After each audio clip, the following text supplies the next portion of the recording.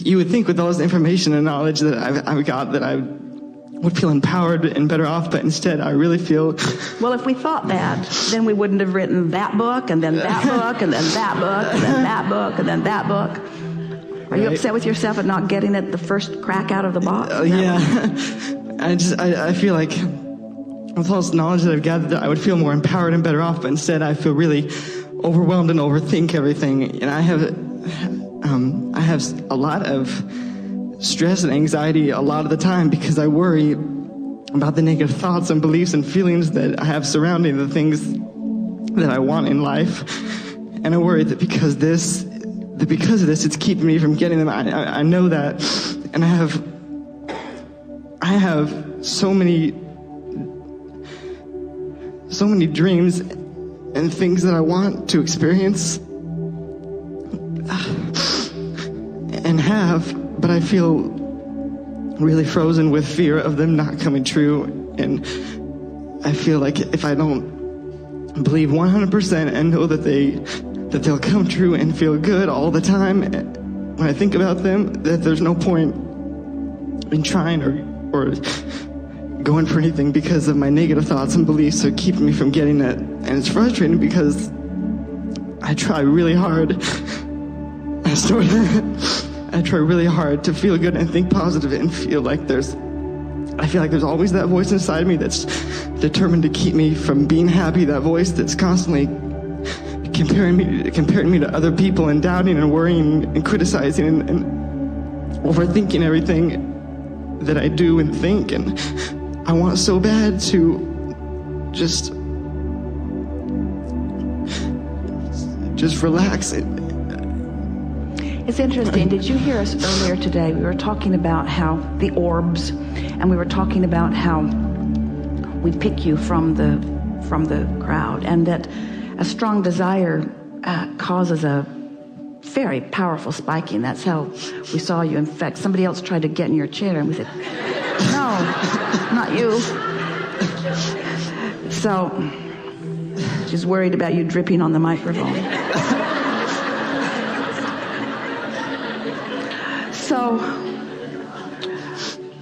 as we saw you, the energy of your desire, even though you are a bit as you've described, in that you are worrying about things. So there is a strong tug of war, which is evidenced by the way you're feeling and even about the way that you were reading there.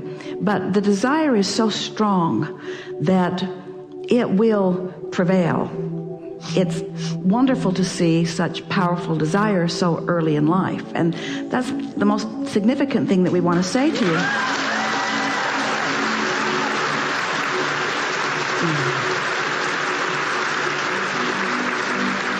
Is that you hit the ground running coming in. In other words, you came with powerful desire. Now, as you listen to us for a little while through the books or the recordings or even in this gathering today, you're going to remember or reawaken to something that you already know, that when you've got strong desire and you're not going along with it, that desire is really uncomfortable. And yet, you, and we do it too, are making a bigger deal than we want to out of not going along with it, because the not going along with it is just a byproduct really of the environment in which you've been living. It isn't that. Someone said to us they were concerned about their teenager and really wanted to protect their child from experiences that they had found to be unpleasant when they were young, and wanted us to help them find a way to guide the child so that they didn't have to feel any of this angst and stuff that you're feeling. And we said, we wouldn't help you if we could, because we know that in all of that discomfort, this is the time that you're putting big time stuff into your vortex. And sometimes powerful energies come into physical form intending to understand and teach through the clarity of their example in a very powerful way. And when that happens at early ages, they scrutinize life in a more detailed way than most anybody does, finding more problems and therefore putting more solutions, finding more questions and therefore putting more answers. And that's precisely what's going on with you. You have, at an earlier age than we nearly ever acknowledge. We're not going to say you're the one and only or that you are the absolute exception, but you have put more into your vortex at this early age of your life than almost anybody that you will ever meet. And now you're feeling the pull of not being able to just at the drop of the hat go right in there, but you need some life experience in order to work your way in. So you didn't ask for a feathered nest, and you didn't understand for complete understanding, because if you'd come forth into this physical body knowing everything in the way that you're coming to know it even now, you wouldn't have put nearly as much into your vortex, and there wouldn't be nearly as much wonderful things that are going to evolve for you as you're moving through life experience. So everything that you're feeling here, we could boil it down to just a handful of statements that go like this. I wanted, in a very powerful way, exposed myself to enough contrast that, and in the process of that, I have come upon an inordinate amount of self-doubt. And the reason that I have an inordinate amount of self-doubt is because I have a vortex that is so progressive with so many wonderful things. And when I catch up with it, and I will, I'm going to soar really far, really fast at a really young age. It's sort of like just compressing things so that a lot more happens fast. You get a sense of what we're talking about? Now, let's get to the details of what you can do about it, because we found you articulate, and we know that you have the ability to think and focus. But we also know that you're like almost everybody else that you'll ever meet, where you let what is train your vibration. And what's happening? Do you know this planet on which you are living? It is so screwy these days. There are so many people focused upon so many things that just are not as you know it to be. So we're going to tell you why you're feeling such intensity, and you're going to like this. So just relax and hear this. It's not about you since you got here. It's about you before you got here. So it'll help you understand some things. So everyone's running around exploring life, knowing what they don't want, knowing what they do want. And they're creating these vortices that we've been talking about. So you have a vortex, and you have one, and you have one, you all have one. But there's also this collective consciousness. There's this vortex that is the vortex that is culminating as a result of all that's been lived. Now, that vortex is what humans will experience as future experience, but it's the now reality of what is source, or of what man wants to call God or non-physical. It's this culmination of desire.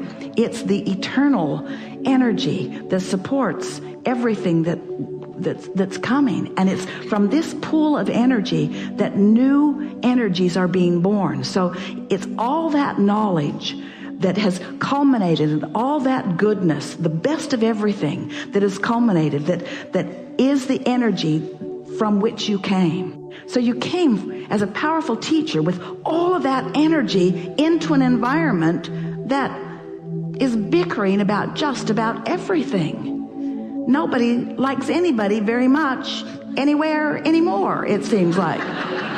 So it's no wonder it's a little hard to take, because you come from all of this knowing of all of this well-being. So it's a bit of a rocky ride, but here you are, so early in your experience, with a vortex well enough formulated for an 80 or 90 or 120-year-old, and still in the process of trying to define what's going on. So the conversation that we just had before you sat down is a really good basis to begin with here, because you heard us speaking about how you have to ignore what is and just focus upon what's in the vortex. And you were trying to describe some of what you think is in there. Who do you think you are? What is it that you want? What is it that you're looking for that you feel that you haven't been able to find? Because the most powerful and interesting thing that we heard from you and felt from you as you were describing, it was the purest rendition we've ever heard of someone who was simply trying to explain how awful it feels not to be in the vortex. In other words, you weren't saying, I want a car and I can't get it. I want a girlfriend and can't get it. You weren't saying, my mother doesn't understand me. You weren't saying, they're beating up on me in the playground. In other words, you weren't talking about anything other than this innate knowing that you're supposed to feel better than you do and you don't know what to do about it. Isn't that right? Don't you love knowing how smart you are so fast?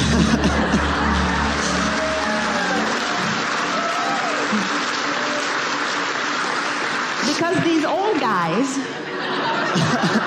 because almost everyone else, in other words, by the time we meet most people, they've settled in to wanting something other than alignment. And so we have to start way. We just have to deconstruct everything that they've ever thought about everything to get them to understand. And you heard us just say the last thing just now to this mother. Why do you want to get into the vortex? Do you want to get into the vortex in order to fix a relationship or to get something that you don't have, or do you want to get into the vortex because that's who you are and that's where you belong? And that's what you came here to say. In other words, I want to be in the vortex because I know I'm supposed to feel good. I'm supposed to feel proud of me and proud of others. I'm supposed to feel good. Life is supposed to be fun. I'm sure. I remember it so deeply in every fiber of my being. Life is supposed to feel fun, and it isn't feeling fun. Something's off. Something's wrong. And all it is that you and almost everybody else you know, you just caught it earlier, so it'll be way easier for you. Because most everybody else felt it and then accepted, well, life isn't supposed to be fun. And that is the saddest story of all. Because when they accept that it isn't supposed to be fun and they acquiesce to the way that it is, they deprive themselves of the fullness of that which you are determined not to deprive yourself of.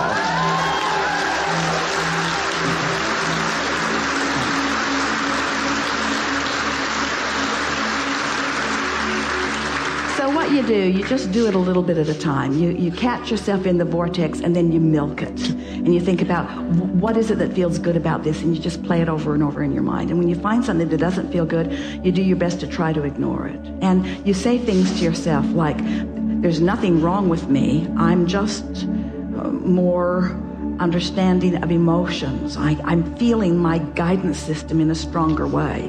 My guidance system is going to serve me earlier and younger than almost anybody else. And I'm going to get a handle on this. In fact, I've already got a handle on it. And then just what Esther does, because Esther has found herself really sensitive to energy.